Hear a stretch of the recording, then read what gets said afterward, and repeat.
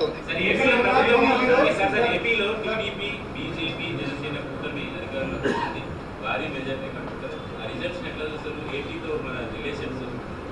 ఎన్నికల ఫలితాలను ఎట్లా చూస్తాం చారి? ఎన్నికల ఫలితాల రకంగానే చూస్తాము, ప్రజా తీర్పు పరంగానే చూస్తాము. దాంట్లో వేరే రకంగా చూడడానికి ఏముంది?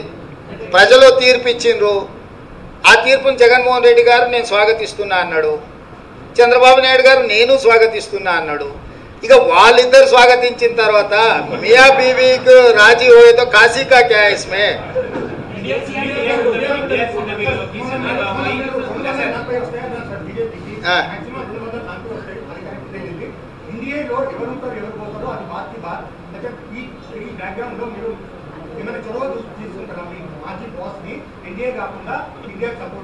నీ సూచన ఏంది రాహుల్?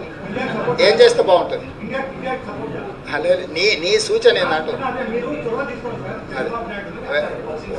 ఒకవేళ నీ సూచన మా అందరి నాయకుల ముందు పెడతా, వాళ్ళందరూ కూడా రాహుల్ సూచన బాగుందంటే ఆ విధంగానే ముందుకు పోయి ఆ రాహుల్తో మాట్లాడతాం.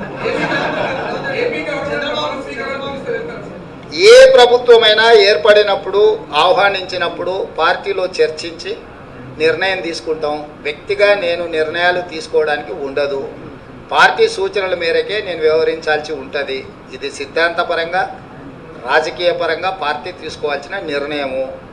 ఏ ప్రభుత్వం ఏర్పడ్డా స్నేహపూర్వకమైన వాతావరణంలో సమస్యలు పరిష్కరించుకుంటామని నేను ముందే చెప్పిన.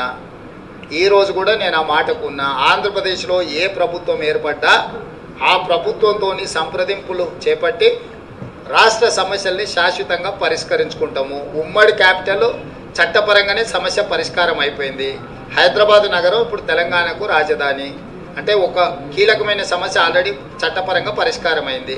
మిగతా ఆస్తుల పంపకాలకు సంబంధించి, నీటి పంపకాలకు సంబంధించి ఉన్న సమస్యల్ని తప్పకుండా కూర్చుంటాం, చర్చించుకుంటాం, పరిష్కరించుకుంటాం. మాకేం బేసిజాలు లేవు.